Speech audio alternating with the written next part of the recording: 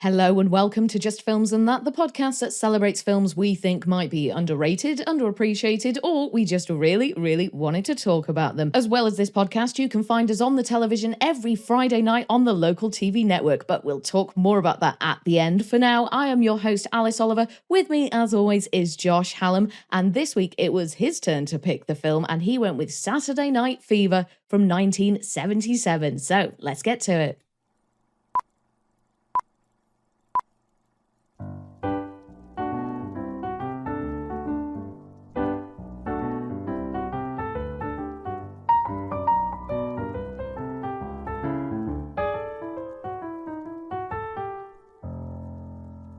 So then, Josh, you picked this week's film, Saturday Night Fever, from 1977. So, spoiler warning, listeners, if you haven't seen it. So, Josh, tell us, what is the film about and why did you pick it? Okay, so what's the film about? John Travolta plays Tony. He is growing up in, I think, Brooklyn or Jersey in New York.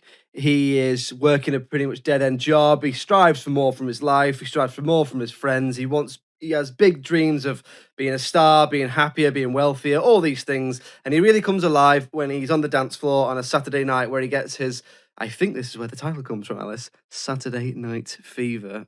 Yep. Ooh, it's getting That's the kind of analysis you come here for, the title. There you go. So that's what it's about pretty much in a nutshell without going into too much. Why did I pick this? So I picked this because we like to do a classic film every now and then, and I thought it was about time we did another one, and it was my turn to pick. And I wanted to do a more modern classic film, because classic doesn't mean old. You know, we've done classic films, Meet Me in St. Louis, Gentlemen Prefer Blondes, The Great Dictator. They're all years ago. 60, 70 years old, older, whatever. And I thought, well, let's pick something a little bit more recent. I mean, you can say anything as a classic. You can say Avengers Endgame from 2020 is or 2019 is a classic if you want. So I thought I think that's why I picked it. The other thing is, I'd never seen this before. So when we do the classics, we always pick a film that at least one of us hasn't seen before. We try and do both. Yes. We try and do both, which I think is the case with this one, if I'm right. So I was intrigued to watch it because I've heard a few things. People say, it's not what you think it's going to be. When you think of Saturday Night Fever, you think of the white suit and the disco dancing and the Bee Gees. I mean, it was a lot about those things. There's a lot of that. It was there's a lot of that in things. it, but I think I heard, and we'll come into it whether it is or not, that there's a sort of grittier side to this film. Oh, so there are layers. It was a massive hit when it was released. In terms of, I think I'm right in saying, until The Bodyguard came out, this was the number one soundtrack or film soundtrack. So I was interested to look at it really, because I'd not seen it, and it is iconic when you think of how influential it's been on other things, and the imagery and the iconography we were just talking about, the white suit, John Travolta staying alive, etc., etc. So that's why I picked it. So what did you think? So I actually really enjoyed myself.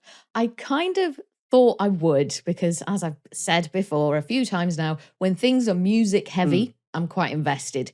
And I did a lot of singing and a lot of dancing as this film was going on. I'm not even exaggerating. I know, people say things like this or whatever, but I was literally sat on the sofa, swinging side to side, bopping along and singing to the songs, because it's so catchy. Yeah. And it's very magnetic, isn't it? And the dance sequences are they're very well choreographed, first of all, but the whole thing is put together like a musical, except instead of these big musical numbers, you've got these big dance numbers, but like you'll be in the middle of like some action or maybe an argument or something will be going on, and suddenly, everyone stop, we've got to do a great big dance number now. So I thought it was just really interesting the way that it was constructed. Yeah, it is. I mean, the other thing I wanted to say was we'd never done a John Travolta film before. Not a single one, no. And obviously this is one of the ones he's most known for. It's quite crazy when you think this is the year after Grease. This was made and this came out. Year after. So that must have been a crazy couple of years for John Travolta to be in Grease, which was obviously a huge hit, and then this. And then he missed out on Grease 2. And then he bless him. missed out on Grease 2, and that's the end of the references to Grease 2 in this. Okay, at the end. Put a pin in that. So, Josh, let me ask you, what did you think about it? And did you feel the way that you thought you were going to feel about it? Yes and no. So, go on. so I liked it. Tell me more. Sorry, I'll stop. Right, I'll stop. that's a warning. Yeah, that is a yellow card. Right. So Go ahead. I really liked it. You know, it had a gritty 70s feel to it. It felt like other films from the 70s. You know, things like The French Connection and that sort of film where it feels grimy and cramped and dirty and sweaty. I think the overall look and feel and sound of the film are one of its biggest qualities. Back to what you're saying there, the soundtrack is iconic. You've got More Than a Woman, Staying Alive, Night Fever, and those songs are played over and over again. You've got like it's interesting that they chose to do that instead of just picking more songs. They sort of had the core 3 or 4 and just played them over and over and over again. And listen, I ain't complaining. I had a good time. And so that soundtrack is iconic, and you've seen those songs interwoven into so many other things via tribute or parody or for whatever reason, and a lot of it comes from this film because that soundtrack really is one of the things this film is mainly known for, really, isn't it? And that feeds back into what I was saying there about the look of the film. You know, outside of the nightclub, everything in this film is grey and brown and dirty. It's not great, is it? Yeah. Like Tony's whole thing is that he wants to escape his life, and this dance, the club, that's his escapism, isn't it? Yeah, and then when he gets in the club, it's colour. Everyone's wearing big flamboyant suits, dresses. It's not, you know, beautiful hair. Oh, it's so 70s. The hair. Yeah. It's. I mean, it was made in the 70s, so of course it's 70s. So I really like that. I thought it looked and felt and sounded incredible. It definitely had a real impact on a lot of your senses outside of taste and smell. Certainly. And I really enjoyed how a lot of the soundtrack and a lot of the songs, they would flow from being non-diegetic into diegetic and then vice versa. So a song would be on the radio and then suddenly Tony and Stephanie, who's his sort of love interest, would then be dancing to it. Or, you know, the very beginning opens with that iconic scene of him strutting down the street, you know, and that's obviously non-diegetic, but then he goes into work and like that song's on the radio. And there was a lot of that going on, and I thought that was really clever, and this really helped absorb you into the world. And when you paired that along with some of the camera work, which was quite fly on the wall camera work, like you've got a lot of the camera sort of walking backwards as people are walking down the street. A lot of angles, isn't there? There's a lot of angles in there. Yeah, you've got low angles, you've got high angles. There's one beautiful shot where the camera is outside of, it's either a restaurant or a diner or something, and it follows Tony and Stephanie as they're walking outside, and then they walk into the diner, and the camera is just watching them from outside the window as that sort of scene unfolds.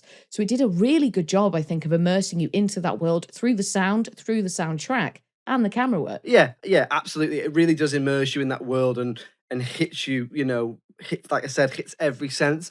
The other thing I liked about it was that it deals with a lot of particularly social and economic issues. And I think that I did not expect that because I'd read that. But if I was to go into this based on what I knew from parody and posters and references, I would be expecting, you know, a dancing film, a step up or something like that. And it's not that. It's absolutely not that. Or perhaps it is, but it certainly deals with a lot of issues. And I think that there's a lot of things that it deals with in this film that are still very much relevant today. It deals with drugs, it deals with religion, it deals with the wealth gap and social classes and people trying to dig themselves out of, you know, poverty or trying to better themselves or whatever. And it still feels very relevant today. And it's almost, I mean, it's almost 50 years old. It's, 35 years old this year. So is it 30? No, sorry, 45 years old this year. So, so I thought... We've lost a few years there, haven't we? With the pandemic and everything, it's just screwed our whole concept of time. It's still March 2020. I really enjoyed that. I enjoyed the way it dealt with issues, and it wasn't afraid to show you flawed characters. There's no one in this film who's like, they're just a good guy. Like everyone No, in it. definitely not. Tony is not a good guy. He Nope, does not he act does well some very in this film. questionable things. I mean, let's not beat around the bush. He essentially attempts to rape somebody. He does, someone he's supposed to like. Someone supposed to like, and that is, and the way they deal with that is I think it's really good because they don't. Not that any film would make it seem like he was doing the right thing, but they make him seem like in his head he's misguided. He thinks he's sort of acting right, or I don't really. Yeah, he thinks that he's maybe not doing anything wrong, or it's that male entitlement or whatever. And we're dancing together, so and I like you, so you've got to like me, and I want you, so why don't you want me, and that sort of thing. And I think that's really interesting because I think in a roundabout way, what I'm trying to say is it's not afraid to show you flawed characters, but ultimately Tony seems to be trying to do the right thing, even if it's just for himself. And he does show remorse and all that sort of thing. So, yeah, and one of the things I really like about this film is it deals really well with that idea of social class and trying to pull yourself up by your bootstraps. And it's quite an interesting idea because Tony is quite a macho, masculine character, but he blows off steam and really aspires to be a dancer. And it's funny, isn't it? Because for a while, that wasn't really considered. I used to do dance at school and I got really relentlessly bullied for it. Oh. So, I'm not using this as like a therapy thing or anything like that, but at some point... you can if you want, Josh, it's what we're here for. At some point, it became not cool. And then maybe, I think as we've got more into more recent times with dancing again has become more mainstream, and you get things like Diversity or even things like Strictly Come Dancing or Dancing on Ice. Yeah, Dancing on Ice. Or people like Tom Holland becoming, or Channing Tatum becoming these massive stars. Well, they started as certainly with dance training. So I think that's really interesting. I think it makes a really good comment on toxic masculinity, I think, is the point I'm trying to make. Certainly. I do find that interesting, though, that you described Tony as macho, because that isn't the word I would have used for him at all. In fact, my kind of observation of it was a new kind of man. You know, he's a new kind of protagonist. Like, even in his bedroom, he's got posters of Sylvester Stallone and these old Bruce school action Lee heroes. But he's there using a blow dryer on his hair, combing his hair to within an inch of its life. That's true. He won't even eat his dinner without being wrapped in a sheet because he doesn't want to get food and stuff. So he doesn't want to mess up his appearance. And he completely owns that. He owns the fact that he cares about his appearance. He cares about what he's wearing. He cares about what his hair looks like.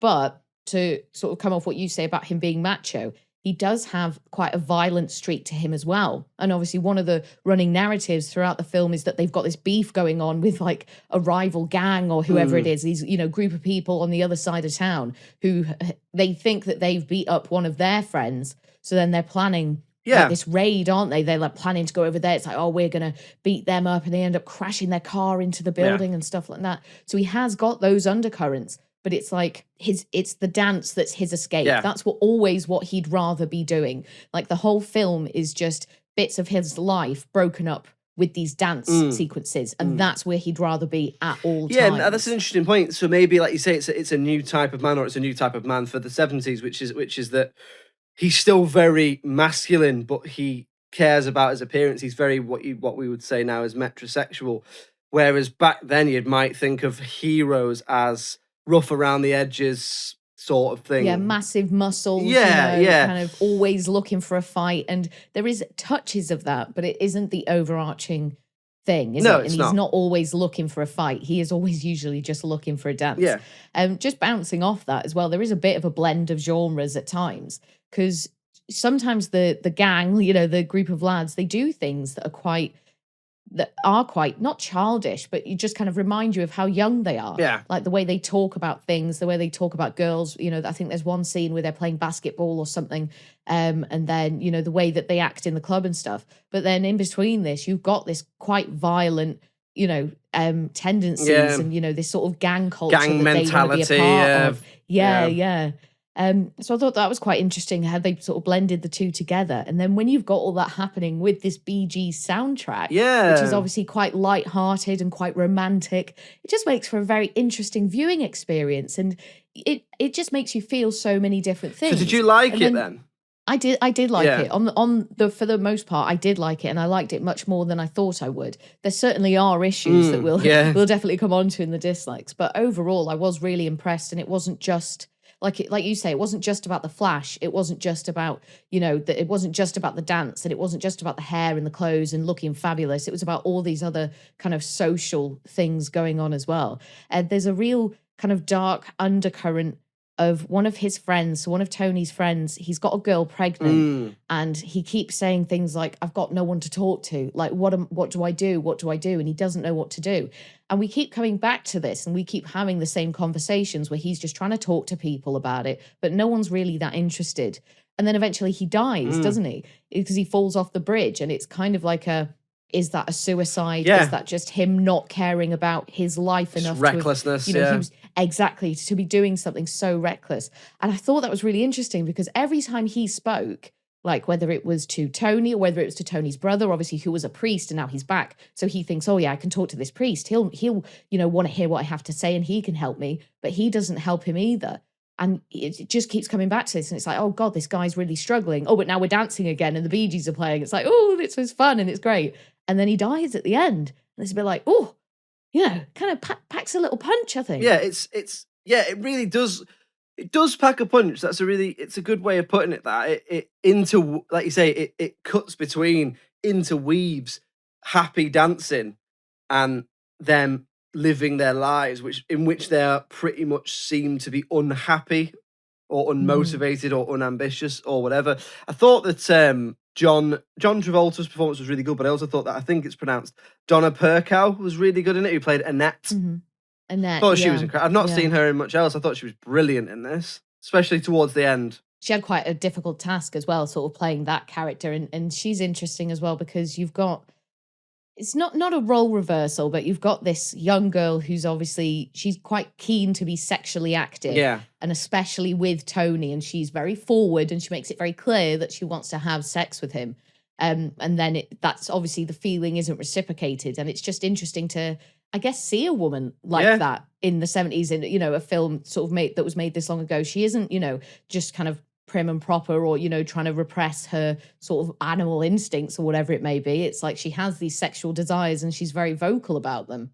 And then that's an interesting juxtaposition then between her and then Stephanie, who isn't necessarily that sexual. She just wants to dance. But because she is such a fabulous dancer, she is the one that Tony wants. And that is what holds his interest, isn't it? It's because, here's the woman that I want to dance with, who I can dance with, and who will make me a better dancer. So we'll move on now then to talking about anything that we disliked about the film or anything that we would perhaps change. So Josh, let's come to you first. What do you reckon? A couple of bits from me on this. I think the first one, which is just a little one, which I think there is elements of. I really like the repetitive use of music, but there is elements a little bit in the 2-hour runtime where it becomes a bit repetitive and a bit slow in places. That's just one thing. I don't think there's much that can be done about that. Well, none of this can be done about anything. It's a 45-year-old film. But anyway, the other thing is, I mean, obviously, goes without saying, but I'm going to say it anyway. The actions of some of the characters aren't great, and that leaves you struggling to empathize with them, which I know isn't is the point. You don't have to. I like to like my characters. So do you. We've talked about it in the past, but sometimes it is interesting to explore people who feel like real people, because people are real and people are flawed and people do shitty, horrible, evil things sometimes.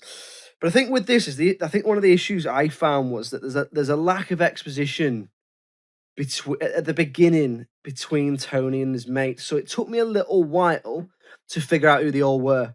So because they've all got nicknames and that sort of thing, and because they all dress the same and all have their hair a certain way because that's the style. I mean, they're like the T-Birds, aren't they? In Greece, they're exactly like the T-Birds. Yeah, it's like someone did like a Snyder cut of Grease and then they made this. Yes. But yeah, so I found it a little hard exposition-wise to know who they are. So then when they started doing stuff like even after one of them gets beaten up by a gang who might be the other gang or who might not be, I was sort of a bit like, I don't really care. So I found it a little hard to give a shit a little bit in places. But other than that, not loads. I mean, overall, I enjoyed it. It was good. It didn't blow me away, but it was good. But we'll come on to that. What about you? Because I think you might have more issues with it than I did. But let's see. What do you reckon? Certainly, and like you've already touched on, really, some of the actions, some of the language used by some of the characters, there's a lot of quite racist language and quite sexist language. They're quite derogatory towards minorities and towards women at times. But like you said, they're not particularly likable people. Yeah. And I do kind of think that this is quite indicative of the time as well. Like the way that they were speaking, I would imagine, is the way that 19-year-old lads growing up in New York, some sections at least, would speak that way. Still is. It still is in some places. Of course. Absolutely. That's the thing. And I don't think at any point they were rewarded. Nope. And I don't think it was ever really brought to us as a good thing or as a positive thing. For it, are they? Yeah. No, not really. So some of that I had issue with. Obviously, if it was made today, I'd like to see things like that dropped and changed, or at least have some proper repercussions. Well, there's a musical, isn't there? There's a musical that is sort of touring now, I think. So I'd be interested to know. I mean, obviously the musical's probably going to be a lot more upbeat and stuff, but I wonder how they deal with that sort of thing. But like you say, they're real people. Well, they're not real people, but they're not based on real people, but people are real, people are flawed, and this doesn't shy away from that. And sometimes that is necessary when you're trying to convey a message, really. Yeah, certainly. And the other thing is obviously about there being repercussions. So Annette seems to get raped at the end by two of the guys in the gang. One of them, she sort of starts having sex with him, and she seems to kind of be enjoying it at first. And then halfway through, you can tell, like, oh no, she's actually not enjoying this. She's just doing it to sort of try and make Tony jealous.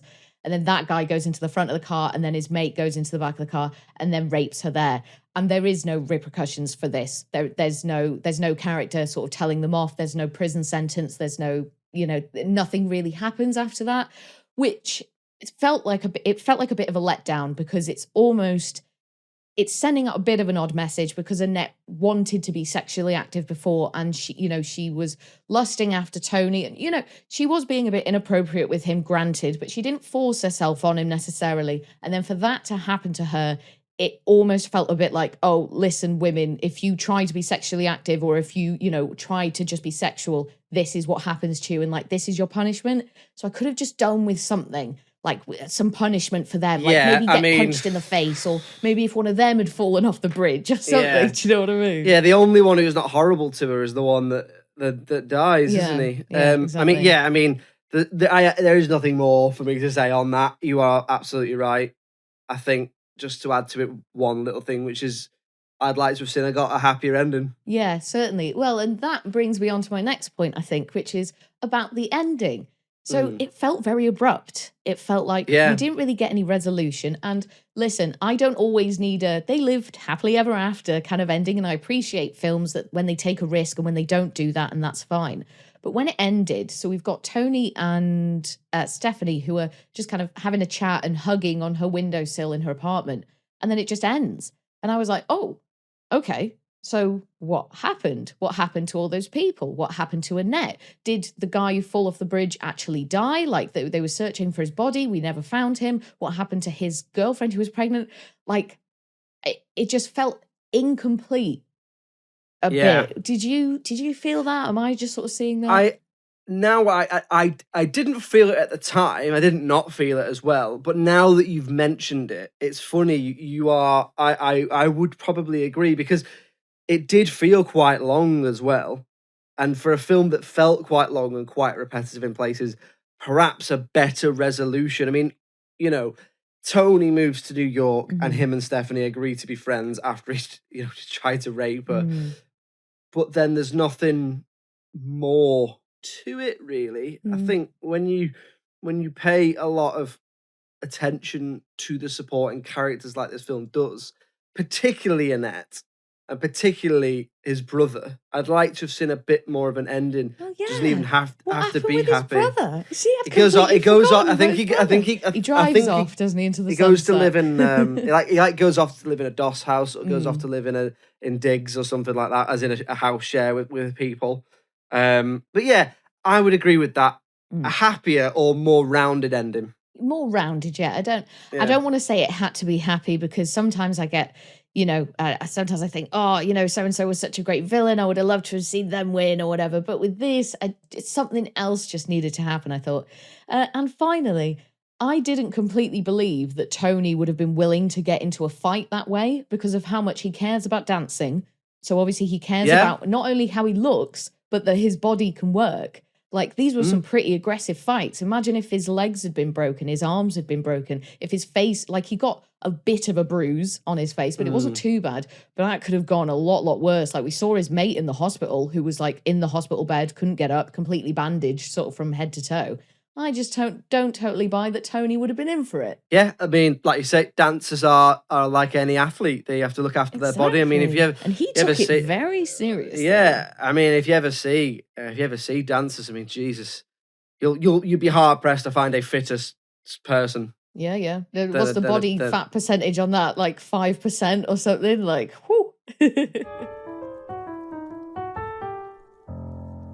So we'll move on then to talking about the critical reception and whether or not we feel that it's deserving of its classic status. So I haven't seen the critical reception, but I've got a feeling that it did do quite well, because I know it is quite iconic. I do think you can still see certain elements of it today, like that opening scene of him strutting down with Staying Alive playing, I've seen in The Simpsons, probably Family Yeah. Guy, and probably all the other cartoons and sitcoms, etc.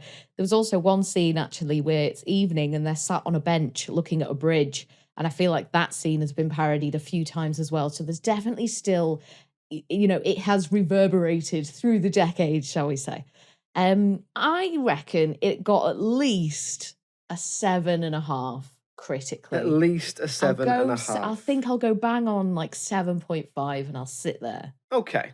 So it's funny when we do the classics, we talk about the critical reception. We're not necessarily saying if the critical reception is fair, are we? What we're sort of saying is this is deemed by us, I suppose, to be a classic. So does it deserve to be so?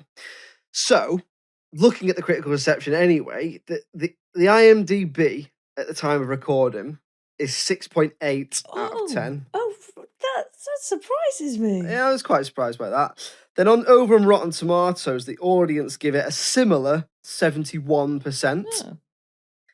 And the critics, although it's only based on a couple of reviews, give it 82%, which averages out about 73%, which I think is is about just under what you were saying. So my question, I suppose, for you then is twofold. Firstly, what do you think of the critical reception? Is it fair? And secondly, considering the critical reception and everything we've talked about, does it deserve to be a classic? I'm surprised by the critical reception. I think that didn't quite do as well as I was expecting. Maybe that audience score, what was that, like a 7.1, maybe more about that. Yeah. But I would have thought it would have landed at least in the 7s across the board.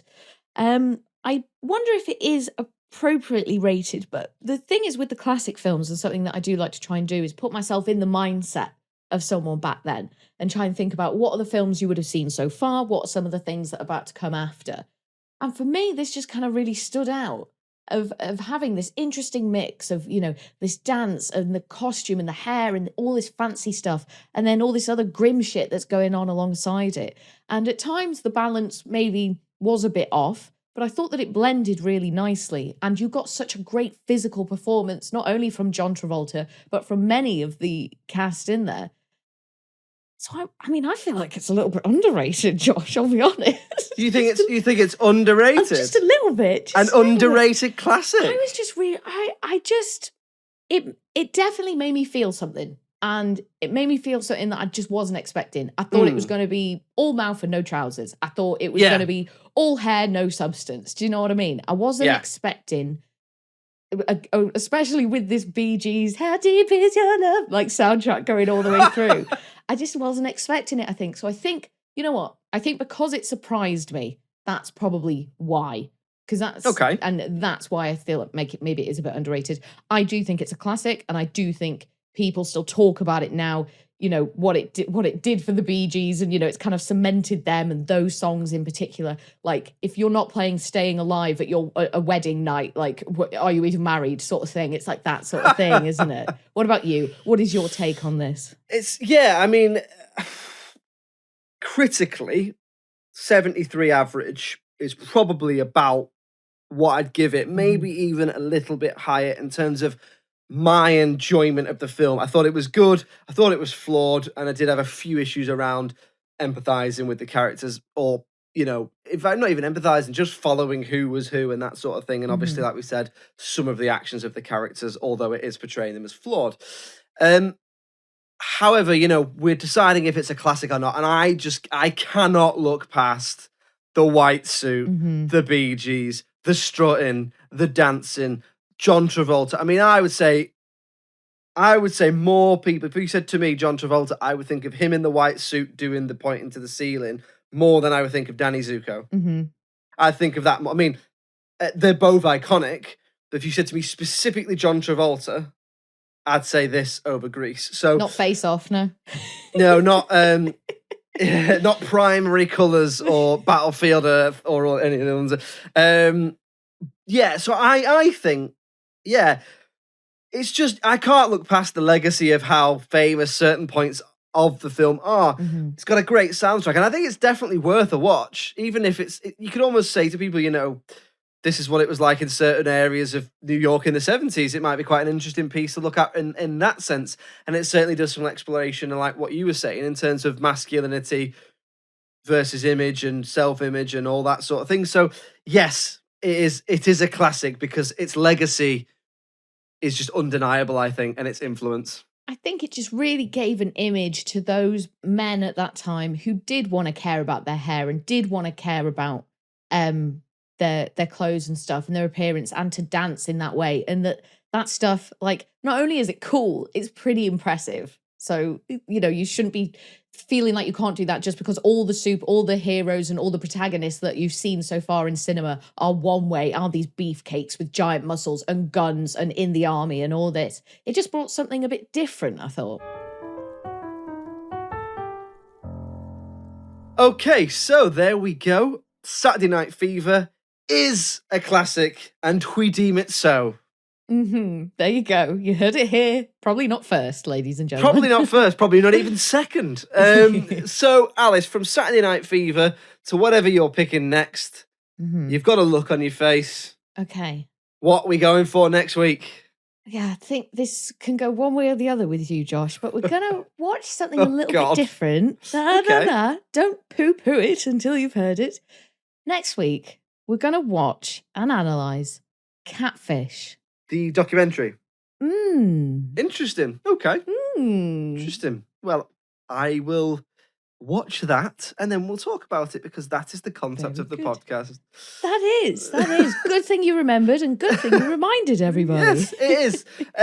Thank you very much for joining us, everybody. If you would like to get in touch with us, the email address is filmsandthatpod@gmail.com, and we're on all the usual social medias: Facebook, Instagram, Twitter, TikTok. Just search for Just Films and That or Films and That Pod, and we'll come up. You'll see the logo. There we are. We try and put out content, so give us a follow. Yes, thank you so much for listening, everyone. And we are also on the television every Friday night on the local TV network. So if you live in Liverpool, Leeds, Birmingham, Bristol, or the North East, you can find us on Channel 7 on Freeview. Or if you live in North Wales or South Wales, you can find us on Channel 8 on Freeview. You can also find us across the country on Sky on Channel 195. We are all over the place, so keep an eye out for us. That's every Friday night from 6 p.m. and sometimes on Mondays as well. Yes, much like the soundtrack for Saturday Night Fever in the late 70s, we are everywhere. So thank you very much for joining me. Alice Oliver, it's been a pleasure as always. Thank you so much, Josh. I've had a blast. And it's a goodbye from me. Cheerio. Bye.